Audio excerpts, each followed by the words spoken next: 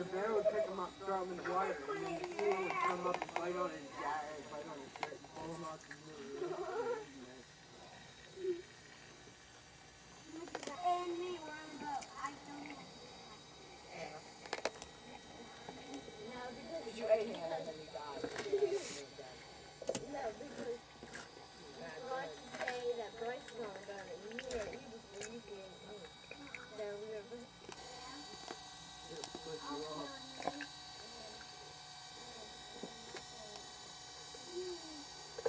What's on my head? Is it deer or fly?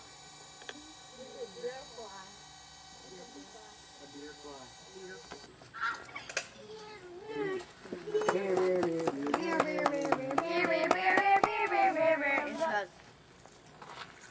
Oh yeah, I'm supposed to go.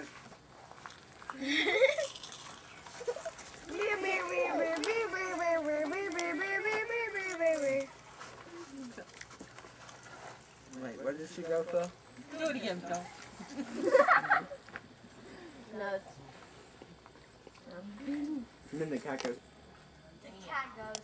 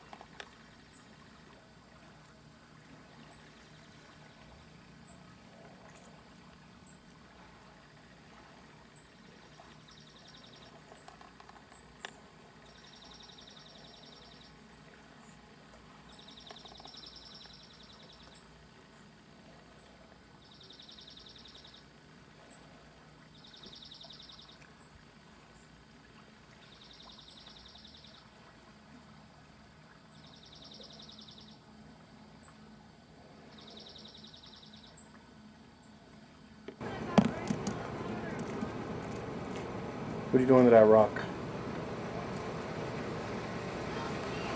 No.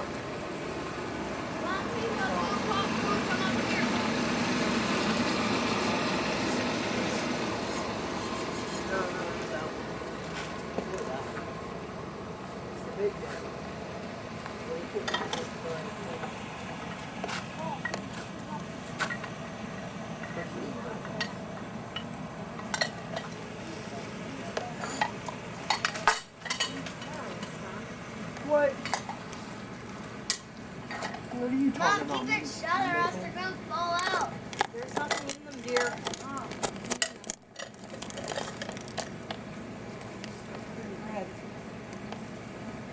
Daddy, Daddy, Daddy. feet are burning, aren't they, Quinn? Hey, Mom. I'm making pizza. Hey, Quinn, are your feet toasty? It actually feels good. Huh? Say yeah. What's up? Bright lights, that's what's up. We're eating blue popcorn. That's my We wood. don't have a wash Dad, you want to see blue popcorn? What does it mean? Dad, I lost my tooth in the car today. That's Can what you I actually call see 'em? popcorn. Burn it. We don't have any I bet you it's wash flammable. basin. Wash the dishes in when we're done. Thanks, Hannah. You don't have any wash basin. Because you left it at the last camp. Put down popcorn. Look, I lost my tooth. While we were in the car. Look, Ma, no head. Which one? This one. Oh. Here, Dad, you want a piece of blue popcorn? Yeah.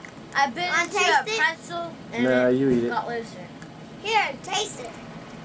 Well, you look pretty freaky and negative image. What? Oh, did that put it on negative? No, if you're not looking at it straight on, it looks What are you sitting on? A rock. A Over the big fire. rock. Over the fire. Plymouth Rock. No, Plymouth Rock. sitting is on smaller Plymouth than that. Rock. Is that sandstone? I hope not. I think it is. Look at it. Put the camera back on it. Put the light on it. Yeah, put the light on it. That looks like sandstone. It's not. Yes, it is. Yeah, I think it is, dude. What? So you're saying we might fall? And we might break and shatter? It'll blow up. It'll blow up if it got hot enough. It doesn't blow up. It just cracks. Right, go. And then we'll go. We need. No, we want to go down. Because I've seen it happen, but it was with like the one like this big and it just cracked. What time? What time? Cracked in half. I mean, it'll crack it out, but it won't like shatter it.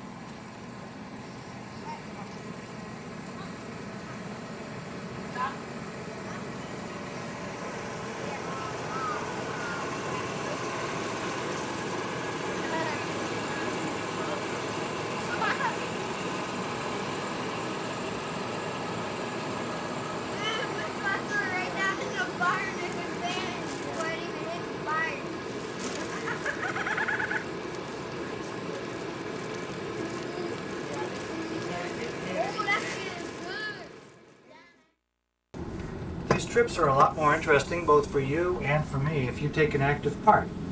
So I do encourage you to ask questions. Don't worry about interrupting my tour. If you have a question, speak right up. The summit of Mount Washington is in the clouds 70% of the time. This morning when we get up there, the visibility was less than 100 feet. The building is in the clear right now, so we should get some views all the way up. It's going to be hazy though because it is hot and humid. So we'll probably get views probably 20, 30 miles. Maybe we'll have to wait and see. But it'll certainly be better than it was this morning when the visibility was about 100 feet.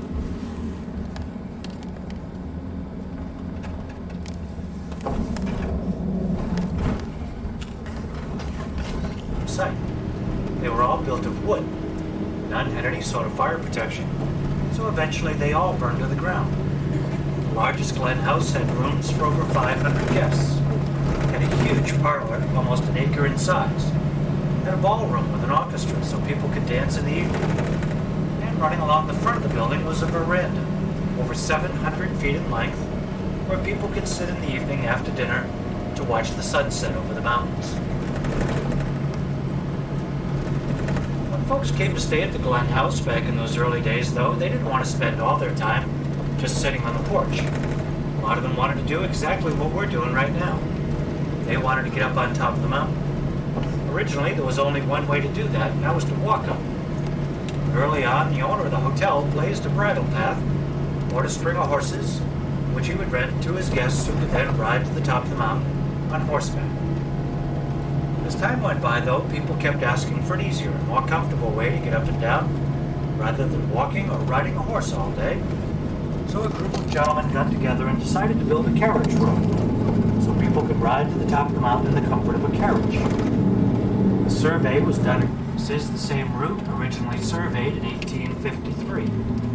Now through the years, we've widened the road a bit, paved about 70% of it now, but basically it is the same route that you would have traveled had you been touring the mountains when Abraham Lincoln was president.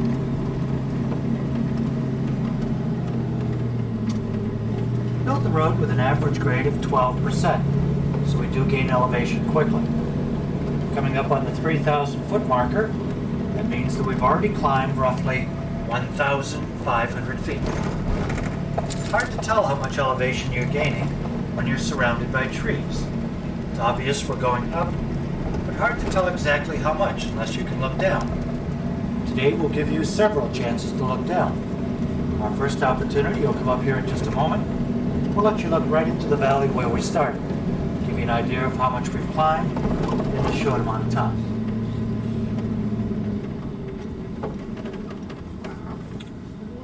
That's where we started down there. That's the Peabody River Valley.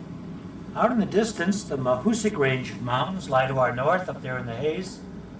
Behind us, the Carter-Moriah Range lies to the east, right on the border of the states of Maine and New Hampshire.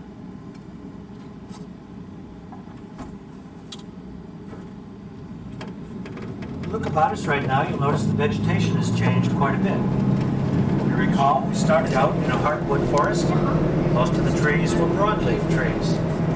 Now we've moved up into a mixed forest of both hardwoods and softwoods called the boreal forest.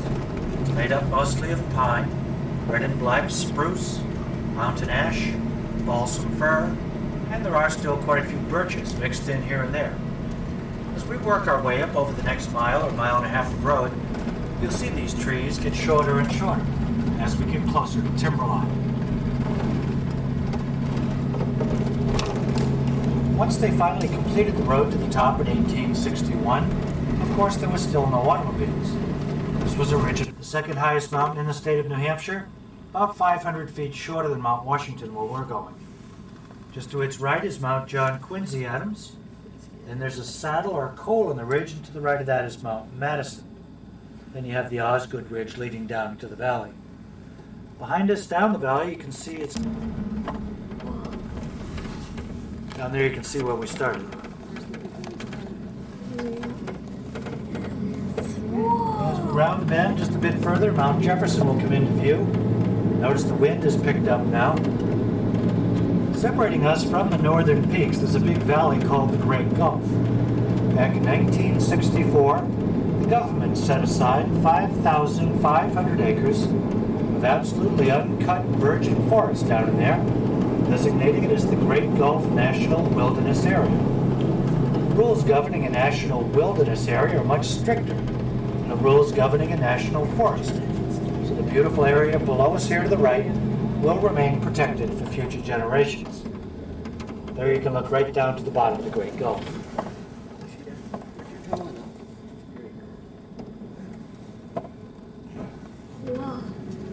Wind here comes out of the west most of the time, and because it's always cool up here, even in the summer, the wind often contains little pellets of ice. When those ice pellets are driven by the wind, they strip the vegetation right off the windward side of these trees. The rocks up here look green because of a type of algae that grows on them called lichen. Up to this point, most of the good views have been on the right-hand side. They designed this road to go on all the different sides of the mountain so that you can get views in all the different directions. We're about to move on to the eastern slope now, which will mean that those of you sitting on the left are going to have your turn to look right over the edge.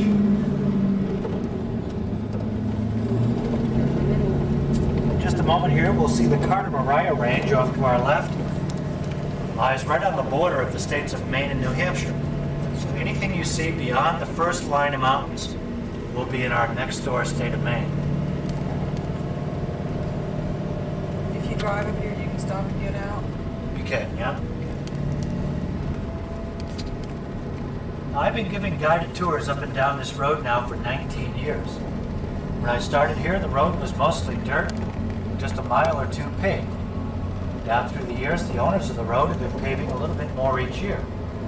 Now we're up to about 70% paved, with only about 30% remaining gravel. We're about to move on to a gravel section, which will give you an idea of what the entire road was like not very long ago.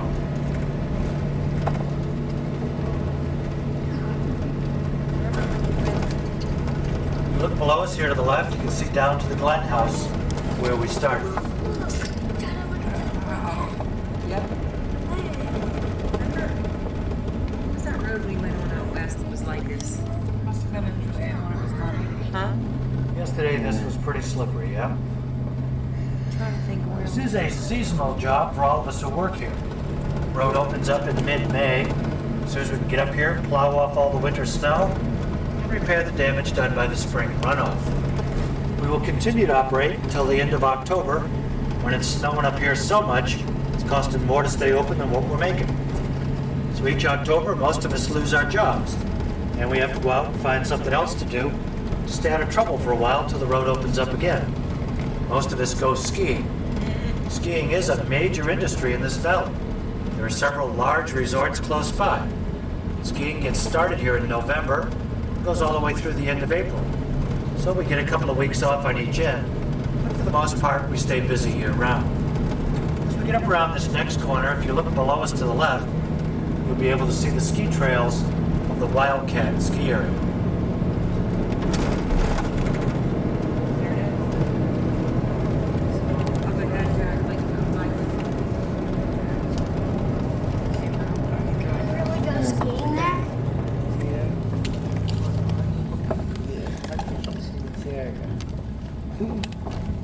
Maybe you can see the ski trails. We go skiing. Beyond the ski trails, you're looking into Maine.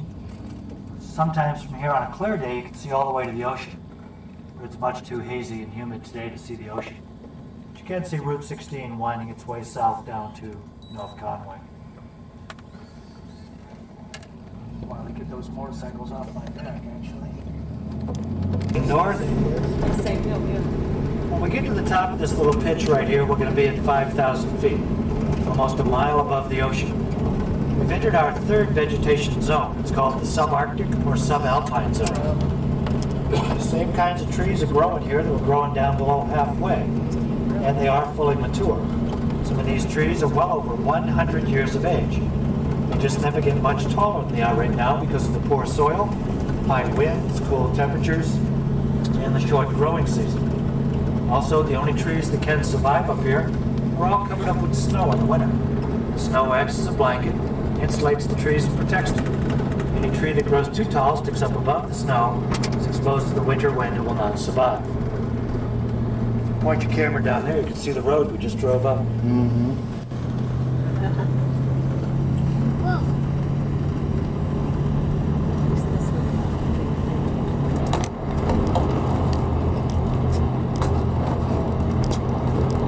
A lot of people like to walk up the mountain. We prefer they not walk on the road. The road is just about wide enough for two cars to pass. You get people walking on both sides, it gets very narrow very quickly. It's much better if the hikers use the hiking trails and let the cars use the road. There are hundreds of miles of hiking trails in these mountains. We're going to cross a couple up here in just a few moments. The Wamsuta Trail will come up on our right, up out of the Great Gulf. The Alpine Garden Trail will go up to the left, heading up towards the top of the mountain. Mount Washington is in the clouds most of the time. Quite often up here, if you're hiking along, you'll hike into a cloud and the visibility will drop down to 10 feet or less. It's very easy to get lost under those conditions. Everything looks the same, and if the visibility is bad, you can find yourself walking around in circles if you're not careful. So they're very conscientious about marking the trails. They use signs. You'll see signs here on both sides of the road.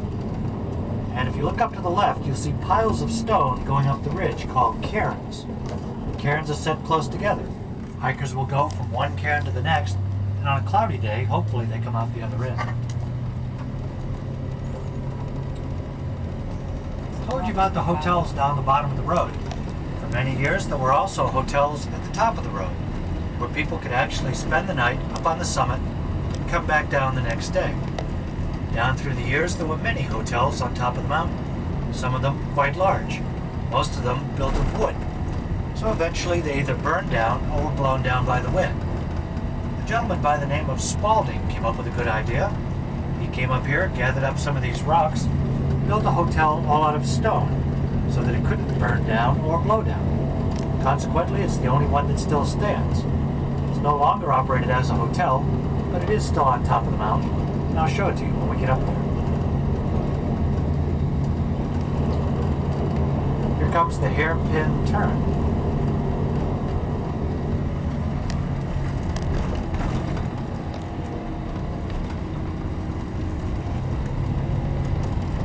As we round the hairpin turn, you'll notice there are no more trees. We've come up above the tree line. This is the Arctic and Alpine zone, and trees will not survive here.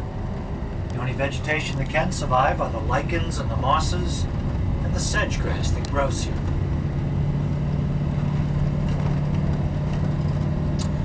We're about to cross an upland plateau called the cow pasture.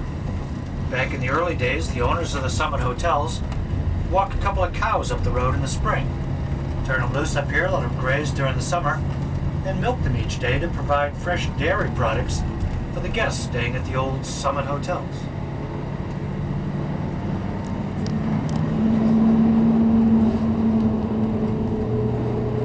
Don't be surprised if you hear a train whistle. There is a train that comes up the other side of the mountain called the Cog Railway. They've been operating here since 1869. It's an old steam locomotive that runs on coal. It burns a ton of coal on every round trip. Somebody has to shovel all that coal. That's why those guys work over there and I work over here. When we get up on top today, I'm going to ask you to do me a couple of favors. The first is, would you please not walk on or near the train tracks? They're all covered with grease and oil from the trains. They're very slippery and dirty. We don't want you to fall and hurt yourself. Also, you get grease all over your clothing and on your shoes.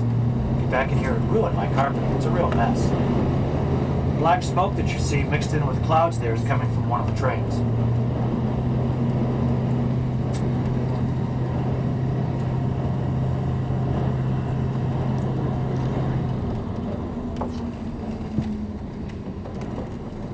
Look over the edge here, you can look down quite a ways. Oh my goodness. Look at that bald spot. Looks like an arrow. That's a rock slide. Well, we're almost up at 6,000 feet now. We only have about 300 more feet to climb. I'm going to take you right up on top, and I'll take you around and tell you what's going on in all the buildings up there. The largest building is the State Park Building.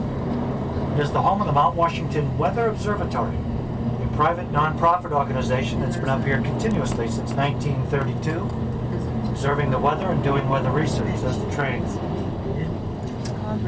Also within the main building, you will find a couple of gift shops and a cafeteria. I would ask that you not bring any food or drink other than water back to the vehicle when it's time to go. For many years on top of the mountain was the transmitter for a local television station. During the winter, the transmitter building burned down, so you'll be able to see the remains of that building when we get up on top. In the building was also the generator that makes all the electricity up here. That got burned up too. Actually, that's what started the fire. So you'll see some temporary generators up here making electricity until they can build a new generator building.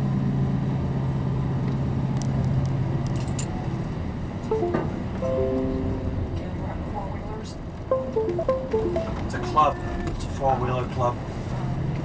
If you'd have driven your own car up the road today, you would have had to park in one of the lower parking lots, climb up a long flight of stairs to get to the top of the mountain.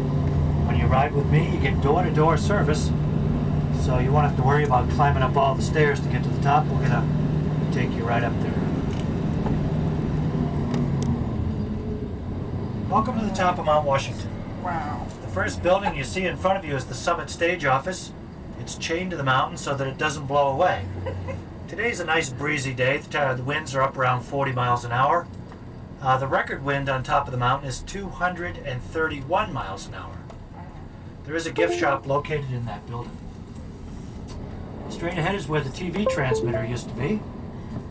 You can see it was a pretty hot fire to actually bend and buckle those steel beams. Straight ahead, the Yankee building is full of radio equipment used by several FM radio stations.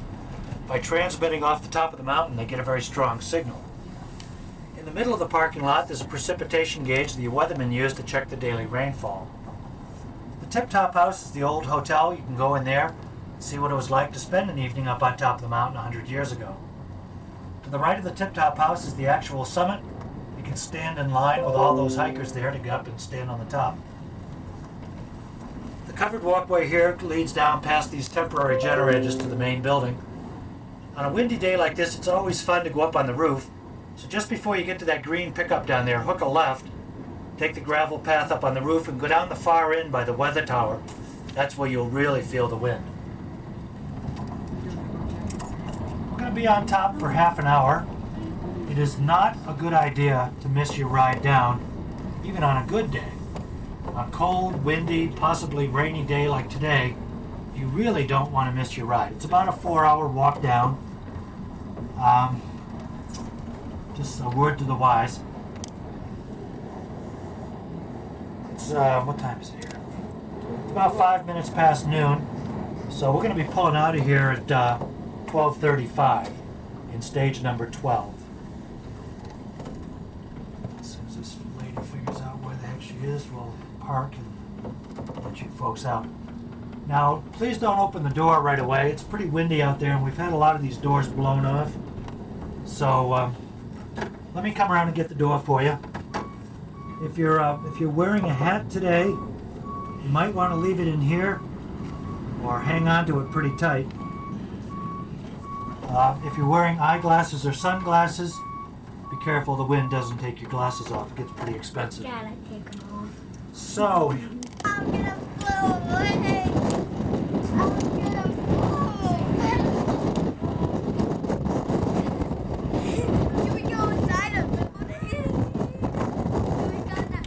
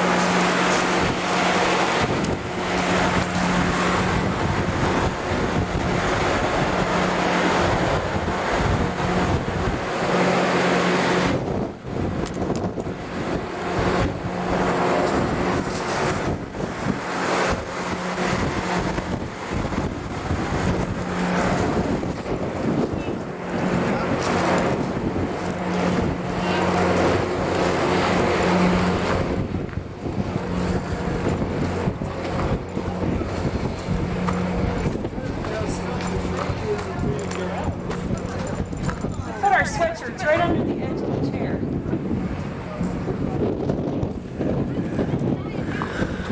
Look at that.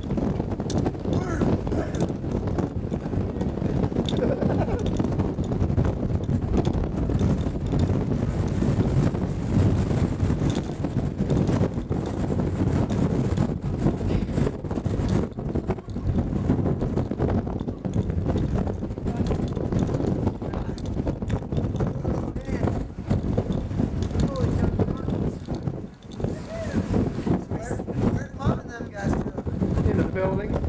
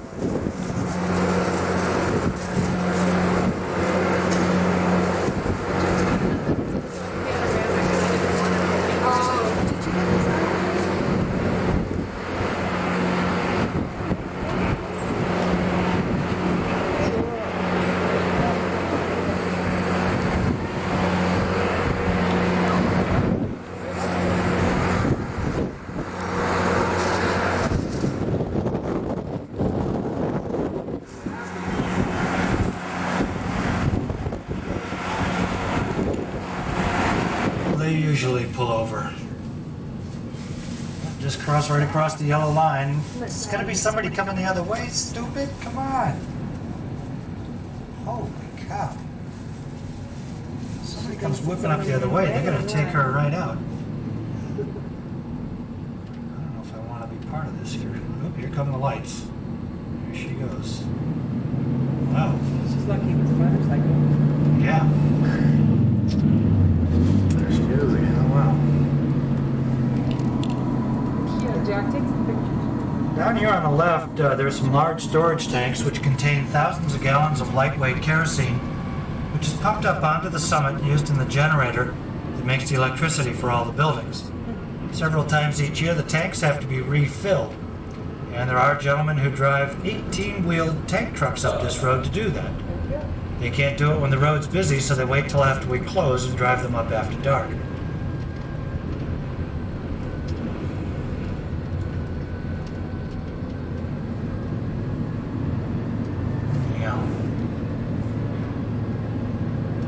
There's a test platform down here on the left. You probably won't be able to see that.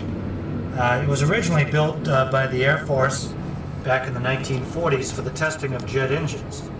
They didn't know what effect ice would have on jet engines when they flew at high altitudes, so they brought them up here in the wintertime to find out. There you go, folks, pull over, give it a break, think about it a little bit.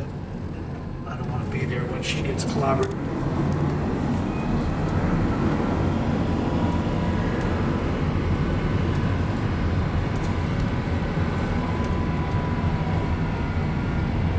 There's another one. Yeah, because they're everywhere.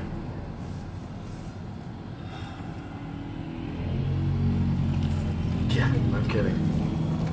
That's maybe it worked out well. They're a menace, aren't they? It's always fascinating as we're going down this road to look into the private cars and see the expressions on people's faces when they're on the outside edge.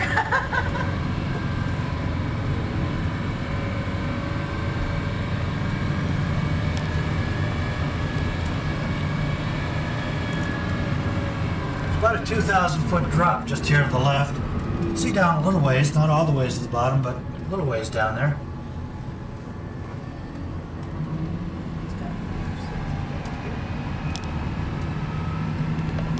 But the weather does change here very quickly. We could have guests up there enjoying a tour. A fast-moving cold front could move in. Temperature drops, start to snow. We'd have to gather people up and drive them down during a storm. We run these vehicles with snow tires on all the time just in case.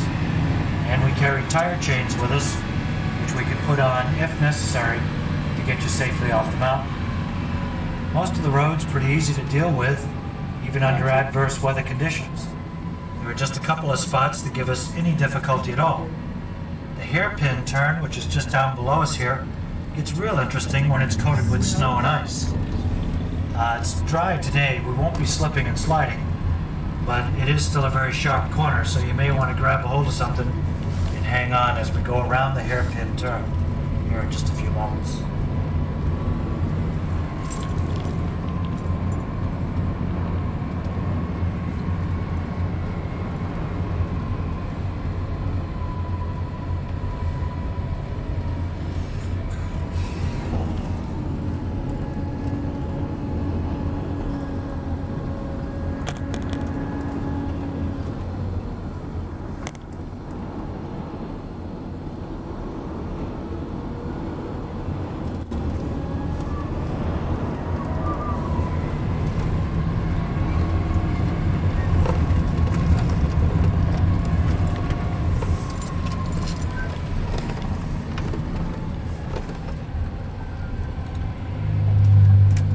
Hiking is popular in these mountains because they are so close to so many large population centers. And there is such a good system of roads that get you right to the foot of the mountain so you can step right out of your car, right onto a hiking trail, and off you go. Hiking has been going on here a long time. The first recorded ascent of this peak was made by a gentleman named Darby Field. He lived over on the coast, and on clear days could see the mountains from his home. He was curious about them and decided to come over and visit. But back when Darby Field was around, there were no roads to get here. There weren't even any trails. It was all uncharted wilderness. So he needed help finding his way. Luckily, he met up with some Native Americans who lived here, and they agreed to guide him up through the river valley to the base of the mountain. Once they got that far, the guides wouldn't go any further, because they felt the top of the mountain was sacred ground. If they were to trespass up there, it would mean certain death. So they waited in the valley, and Darby Field climbed the mountain all by himself. He did so in 1642, just 22 years after the Pilgrims landed. The Native Americans who guided him here were from the Abenaki tribe. Their name for the mountain was Agio-Kachuk, which means dwelling place of the storm spirit.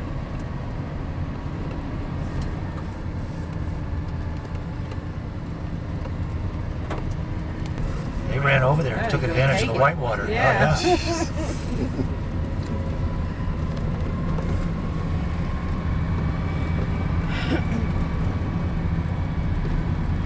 Well, at least we're getting some views down here. You can get a nice view of the northern peaks here to our left and the Carter-Mariah range ahead of us.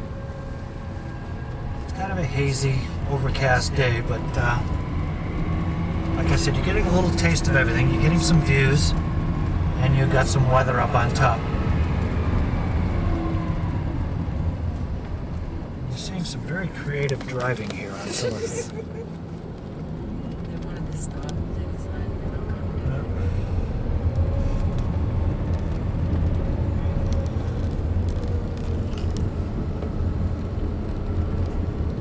Look below us here, you can see the road down there that we'll be traveling on soon, all the way down to halfway. Down in this direction, you can see where we started. New Hampshire is called the Granite State, but there's very little exposed granite on this mountain. The majority of this surface rock is a metamorphized sedimentary rock called mica schist. If we were up here on a bright sunny day, you'd be able to see specks of mica glistening in the sunlight. It's the sparkling mica that gives the White Mountains their name, not the snow or the clouds. It's quite a bit of area here above tree line. A lot of rock is exposed.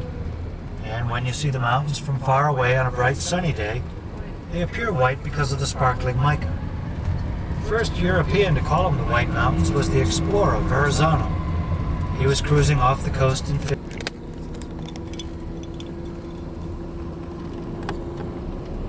Dive under a rock. There they are. That's the geology class down there. After I'd driven here for about 10 years, I got a little curious about what it must be like up on top in the winter. There's only really two ways to find out. You can hike up, or you can get a job up there. I decided to go to work for the Weather Observatory and found out that it's a pretty unique environment up there in the winter months. Very little snow accumulates on top because of the wind. It all blows away. But everything does become totally encrusted in ice. It's called brine ice. All the buildings, all the antennas, every wire gets coated with ice. When the sun comes out, it's like a crystal palace. It's really quite beautiful. But it does get pretty cold. Up there in the wintertime, the temperature will get down to 35 degrees below zero. The winds are much stronger in winter. They'll get up over 100 miles an hour and just stay there for days on end. It takes the wind chill right off the chart. A lot of the work that you have to do up there in the winter has to be done outside. So you have to wear special clothing, very special clothing made up of several layers so that you don't get frostbite or freeze to death. When you're working outside on a windy day, you have to be tied to the building so that you don't blow away. It's nasty outside, but very comfortable inside. The living accommodations are quite nice. Food's good, work's interesting, but it's pretty lonesome. When I worked up there was just a crew of 3. We would each work 8 hours a day. That way there was always somebody on duty all 24 hours. You stayed for 7 days and 7 nights, then you'd go down, another crew would go up, they'd work for a week, and you'd alternate. After spending 7 days snowbound on top of the mountain with just 2 other people, it was very nice to get into the valley and talk to somebody else for a while. Probably the most interesting part of the entire deal was the commute back and forth to work. In the winter, this whole road is completely... I came up here on my first honeymoon. Brought my brand new GTO up here. Last time I ever brought one of my personal vehicles up here. Don't do it. I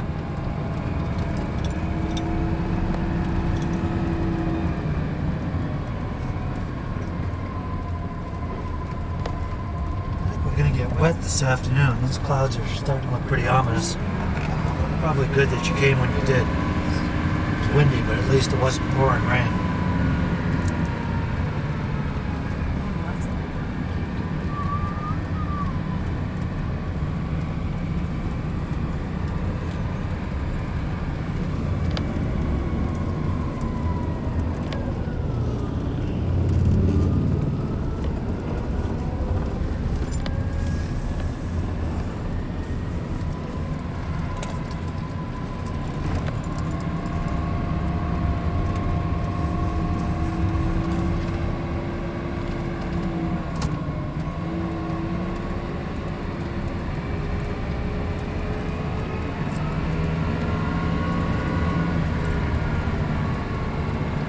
Get one last view here. Never believe that. You hit him first? Yeah, like this. Right here, like this. Look at him, my shirt tucked into my pockets. You went like this, and I was like, boom, right to his stomach. And then you ran into me. What? So I went like that. So then he hit me in the. You know them. You know those motorcycle guys. Their hands. Right there. Because remember, this is the over there's the ones that heat all the other presidential mountain peaks and the saddle thing. So that's normal. But yep. All the way up there, eh?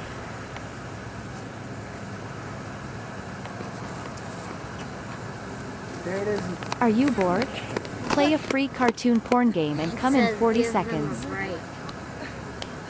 I don't understand. What does it mean? You know, like give them a break. Like, like push on the brake.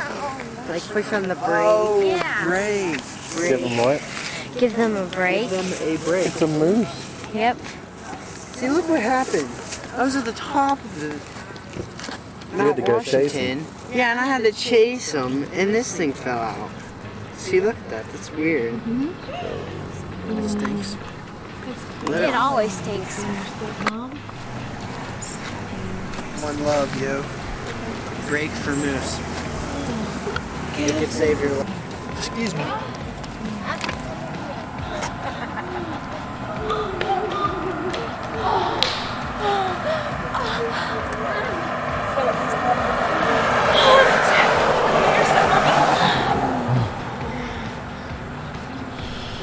You ever get a picture?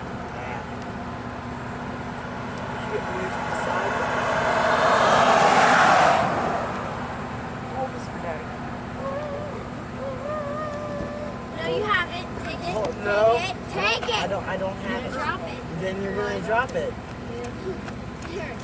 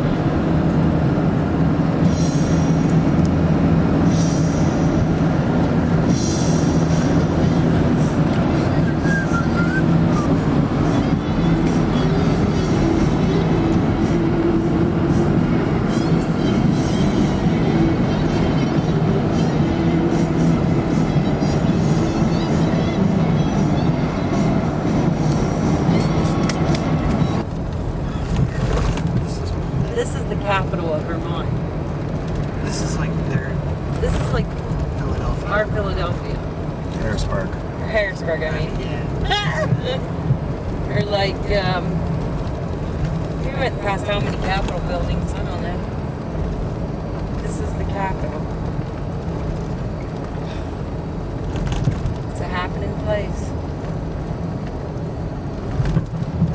I think that's the biggest building. It is. It's the biggest building here. It's the only one that doesn't need painted. The Catholic Church is pretty big. We got some big skyscrapers. This is like Franklin. Not even Franklin has some big.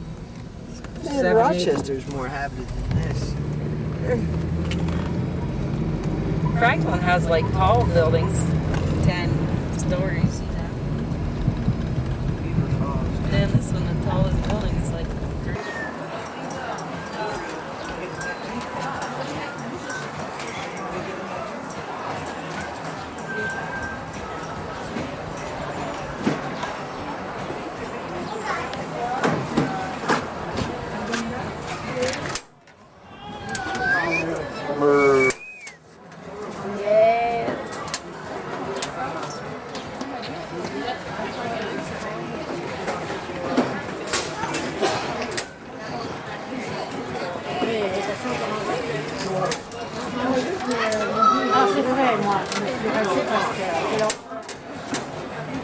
We go right here.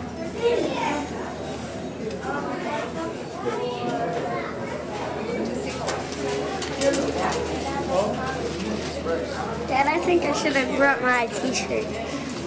T-shirt or my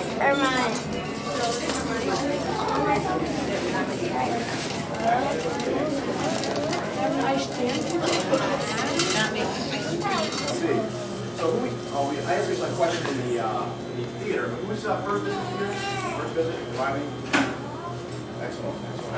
Have you learned anything today that's incredible? Sorry? Have you learned anything today that you just blowing your mind? Yes. Shake your head. Good. Yeah, I like that. That's good. Yeah, well, pop quiz. Are you ready? Okay. How many pints a day do we make? My phone? 190. 190. Excellent work. 120 pints a minute. 10 miles. 120 pints a what? Yeah, hey, you see that? Well done. Excellent work. 10 miles high. 10 miles high. That's the stat. I calculated that one myself. All right, so, Kim, what do we decide? Oh, goodness. Okay, I'll just be romantic and do our song. Oh, when a man loves a woman, very powerful, very deep. Tears are streaming down my face. Okay, let's do this, okay? This is Ben and Jerry's, okay? So let's say, when people love ice cream. When a man loves a woman, she can do no wrong, is sort of how it goes, right? We'll go, when people love ice cream, Eat a lot. they can eat a lot. Thank you, ma'am. You saved it. All right. People think ice cream eat a lot. Are you familiar with how the tune goes? You okay with this? The tune? Yes? Yes? Oh, yeah. Well, yeah. I recommend you. We're all singing this. Right? We're all singing this. Are you ready? Focus. Sure. Focus. From the diaphragm. Are you ready? When people love ice cream, they can eat a lot. Are you ready? 3, 2, 1. When people love ice cream, they can eat a lot. Still my heart. Okay, wow. Never get that. All right, so we've got two great by the way, Kim. Well done. Two great examples. That's this. Cherry Garcia on this side, which is a sweet cream ice cream with big chunks of chocolate and big chunks of cherry. Really good. Best selling flavor of all time at pints, actually. And on this side is mint chocolate chunk, which is a mint ice cream with all natural peppermint extract and fudge chunks. Wow. So, why don't you choose? Come up and grab one from each side. Bowl. Come on up. One for each. Wheel O surprises. We're going to play a game. Isn't that what he said? He said one for both sides. He said one. Fire at the top of the base right here is 38.5 feet. It's 1 foot of pipe for each of the top of it. Okay, that also happens to be the largest single-piece granite spire in the world. It's found at Barrie, Vermont. The rock range is square, about 35 miles north of us here. And When they designed the monument, I don't think they realized that they was asking for that large piece, and that's what it turned out to be. These are some construction photos showing the monument actually being erected. This is the stone they found in the quarry. Before they cut it. And this shows it being transported up here after it's cut, put on a wagon, brought up here. There's four horses shown here, 2 span. They had a little help. There's 9 others. 22 horses to pull a load. And when they started up the hill, they couldn't pull it, so they had to enlist this pair of oxen right here. The oxen pulled on a block and tackle that they tied off to the largest trees coming up the mountain. The oxen pulled on the block and tackle rope, and the horses pulled on the main load, and they was able to get it up there. It's dedicated December 23rd, 1905 by President Joseph F. Smith, who was Hiram's son, and so it's the prophet's nephew. Now, the other thing we point out here, out here in this grove of trees, over here where this bench is, right in front of that bench is the actual birth site. That's where the cabin was, where the prophet was born. The cabin is gone.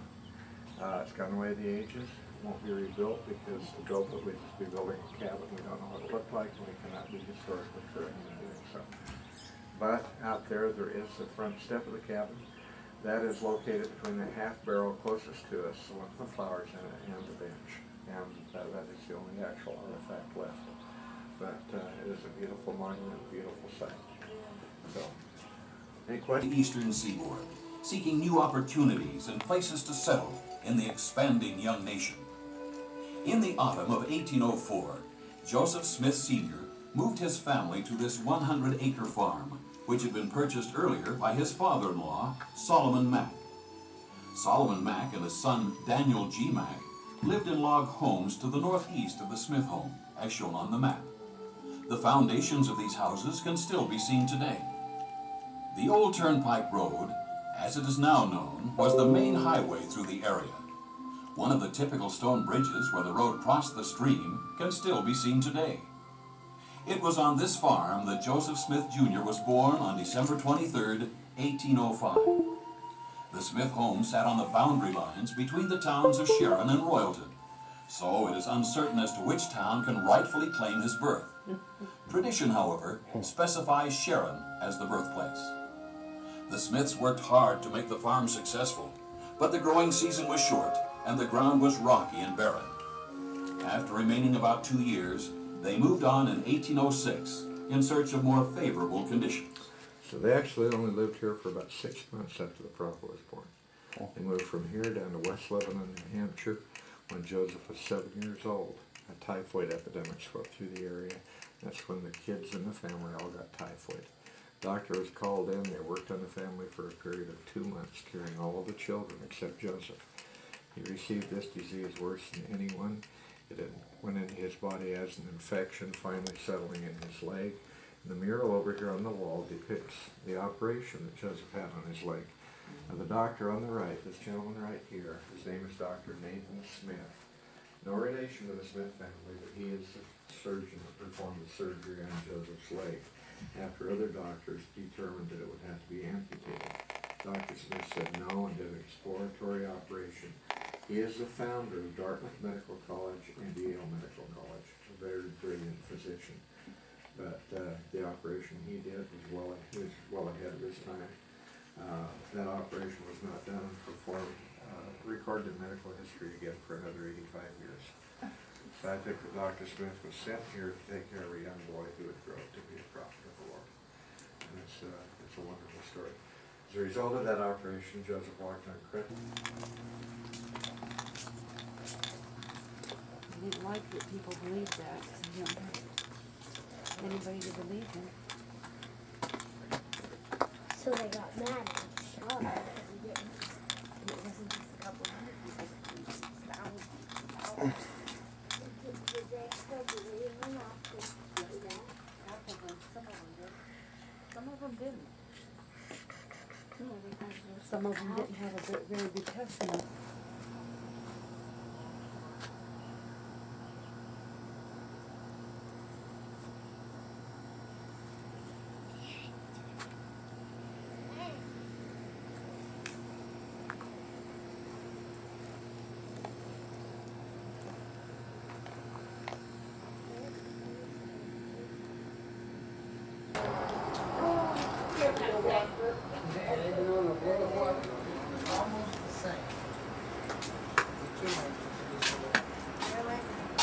because you said 4 people, right? We're still on vacation, so I'm still in video mode. Oh, is this being recorded for? Okay, we'll keep going.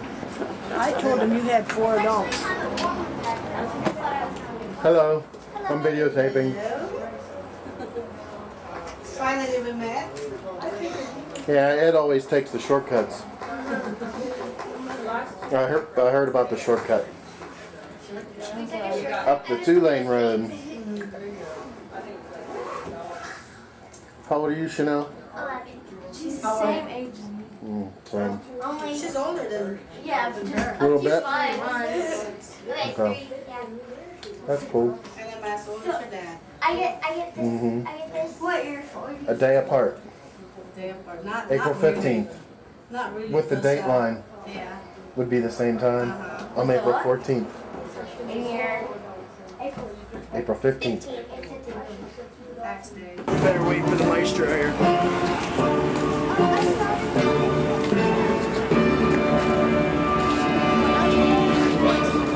I found one.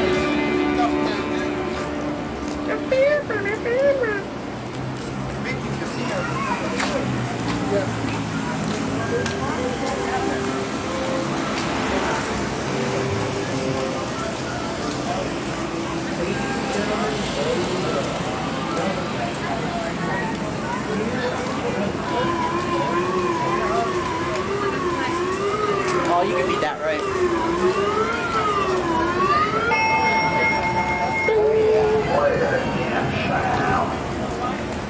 Win a SpongeBob. There you go.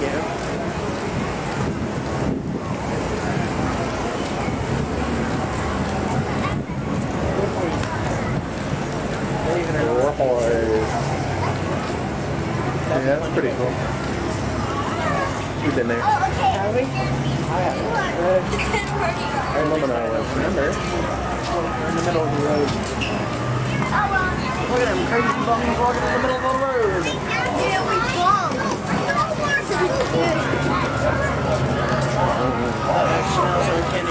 We went somewhere and there's like, The, or no, LA.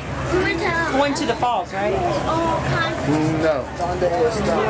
Where are we going? I told you wait for the mic. Jewel the burger.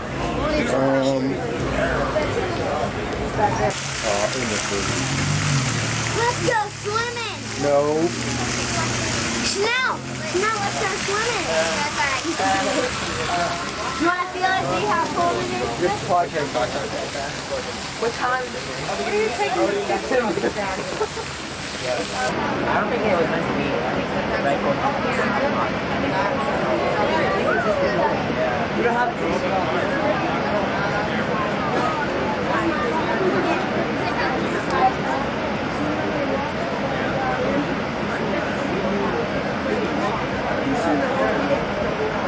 Do you know what time it is? Don't stand up to like 15 minutes. It turns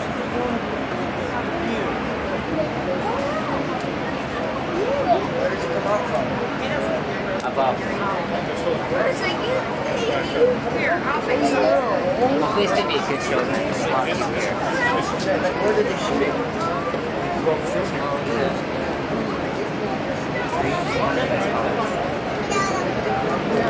Yeah, for this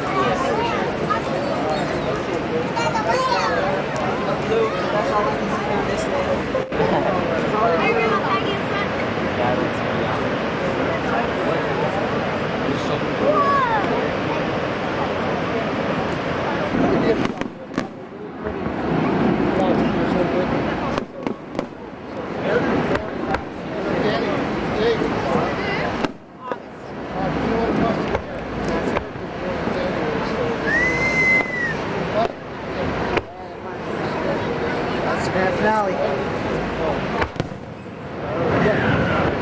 I like the big problem.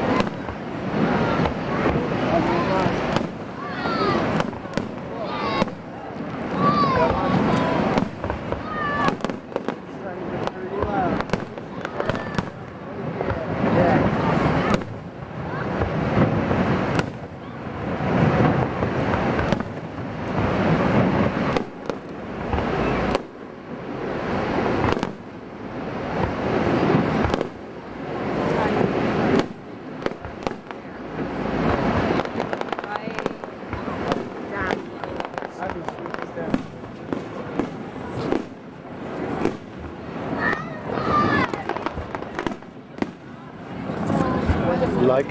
Yeah. You like? You like? It's too bright. Okay. It's alright. Why are there so many green ones? They're low. And every single firework.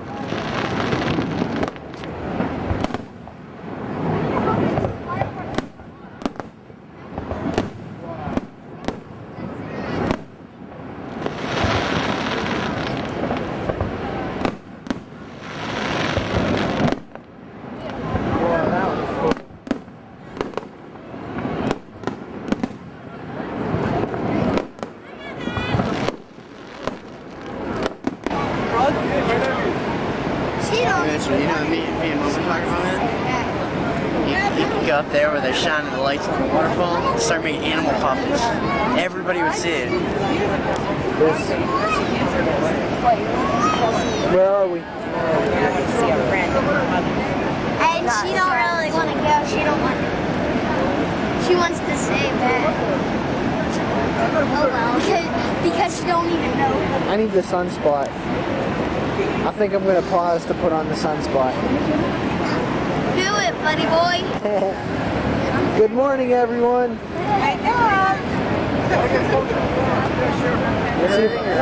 Can we light up the falls? I don't think so.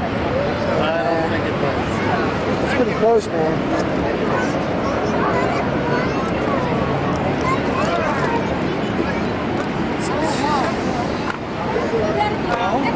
We're just happening through. What's up? Deer in headlights. Yes, sir. Okay, nothing exciting's happening. The water starts getting. And so they're trying to paddle to the shore. It's pretty useless because the current's so strong. Wait, we can't miss this. We gotta hear this story. Let's hear it. The kids had life jackets on. I don't know if the old guy did or not, but anyway, the girl fell out of the boat. Girl falls out. She swam to the shore, and there were people over there. There's an observation deck over there on the American side, and people climbed down over the observation deck and made like a human chain. And they didn't get in the water, but they called her, and finally, just at the last minute before she went over the falls, somebody grabbed her, saved her, and the boat went over with the grandfather and the little boy went over all by himself. And the people on the bay of the nest down here.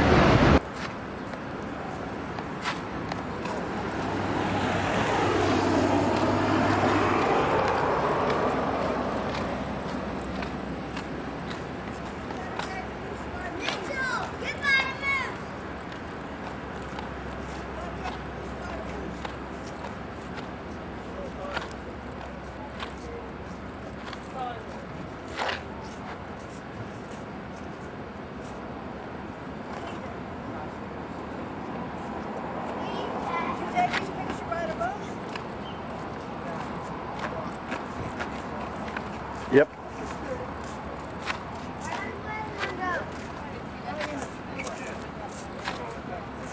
Where's now?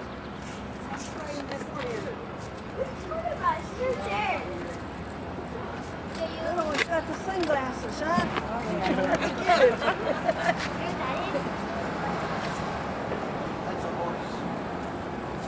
what that is? That's what. Hey, go stand in here, kids. Hey, you know what that is? Yeah, let's stand on top of the. Yeah. Go get in that one. I'll take a picture. But it's not very big. How can we fall right here and right there? I don't know.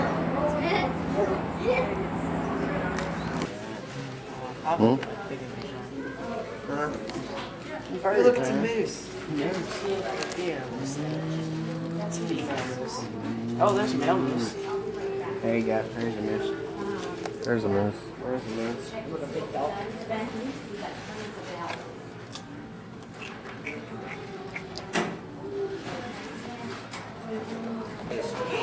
Mitchell! It's not like I looked for it.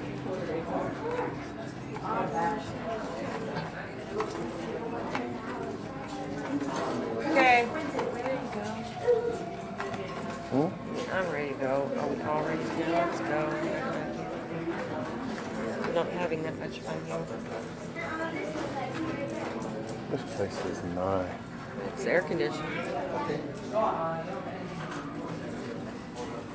What's that? Want a green apple, Erie? There you go. Wear some green apples in your ears. No, thank you. God didn't make little green apples. If God didn't make little green apples, who did?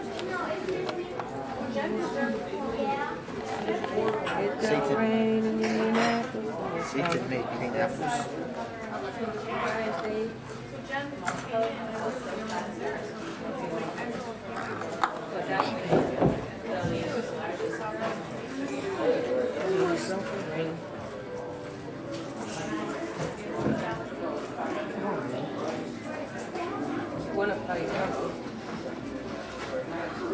Hi, Clint. This store is over $7. Looks like you're not getting anything. No, I just want to see my birthday. So guess what, Tommy? I need to like. And they're gonna be like, this is expensive, that's why. So? It's not generic. Generic queen. Look, there's jade on here. No.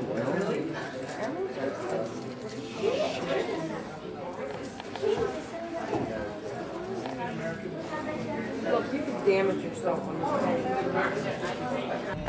The weed man. Want some weed? Jack, quit taping as you drive. That's illegal. That's illegal. That's illegal. Don't even. That's illegal. Illegal. Now it's a double deck. Come on, where's the weed man?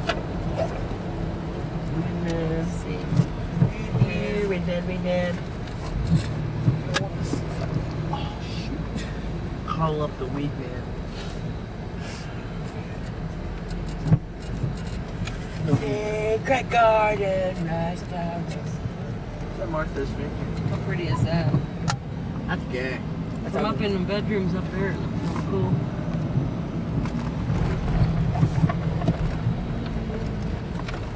Hey, where's that free place with all the garden stuff? With all the garden? Oh, Yeah. the flower. Yeah. Look, it's a double deck. Sweet, right there. Double deck package tours. Spanish Aero car scenic tunnels made of mist boat. How's she gonna get out? Her mother would never let her leave her that long. Huh? What, for 2 days? Oh, not even for a day, probably. Wow. You let me go for 6 days. She's a 5 days. 40 kilometers. You let me go to Jordan's house for 5 days. That's about 25. Yeah. They're running free. What are you looking at?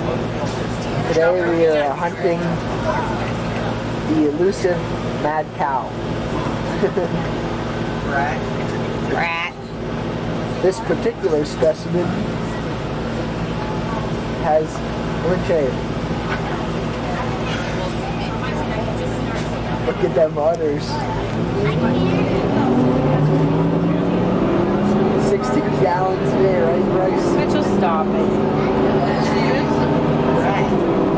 Right. So you're moose. Just kidding, buddy. Okay, that's enough.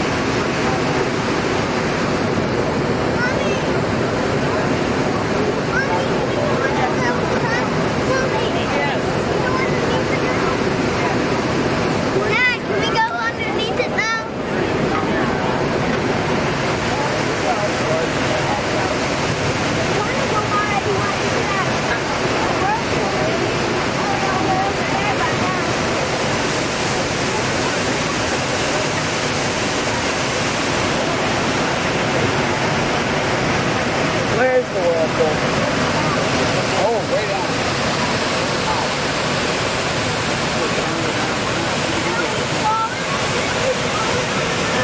Kind of slow where we stay.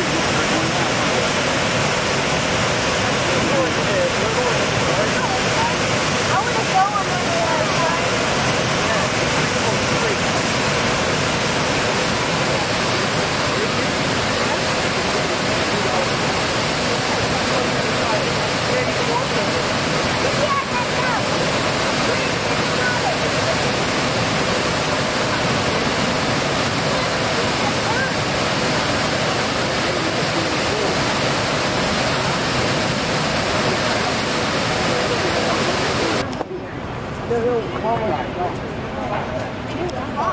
We're going to be going behind the falls. Yeah. Let's go. Let's go. What's that? There's a fall.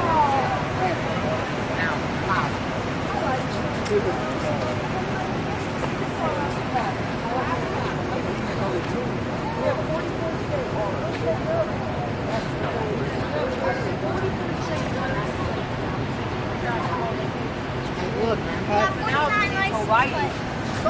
Hey, you get home with you. No, we don't. We have last. Souvenir, look. You have 49. I just have 43. Yeah. But why would you want it? It's now in the parking lot. I saw Arkansas. Well, you drive from Alaska. What really stinks is if you fart.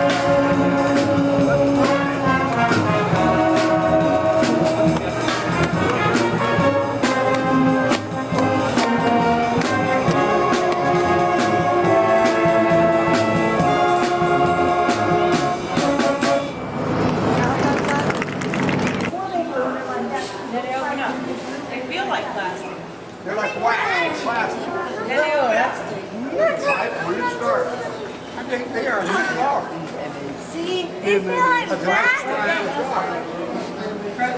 Is it really a flower? Look like a salad. Flower.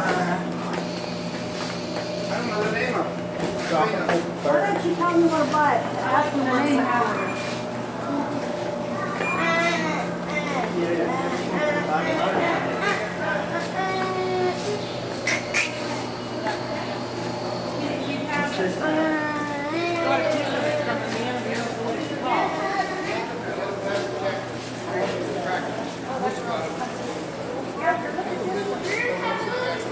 I touched it. What? Do you want to see one? Get the little ones in you, they'll fester and fester and you don't even know they're there.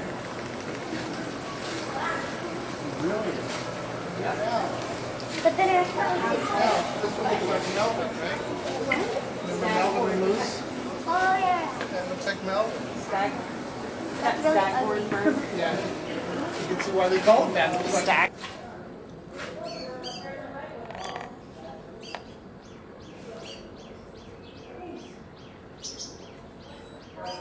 Dang, I need flash or something. This is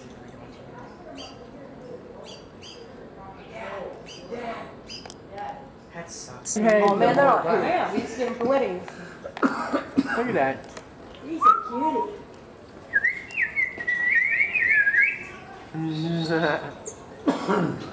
Move, I got camera, I got camera. Get that under him, he'll get it. He was out of Helens in one of those dirty birds. Give me the camera. I can see it. Never mind, you're dumb. I could be taking pictures right now. Fine then, you're a little brat, you know that?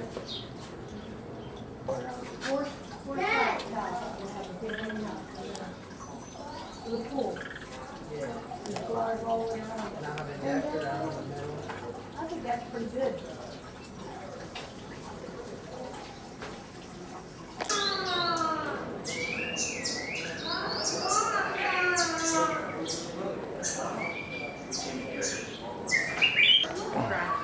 Yeah, applesauce, mango.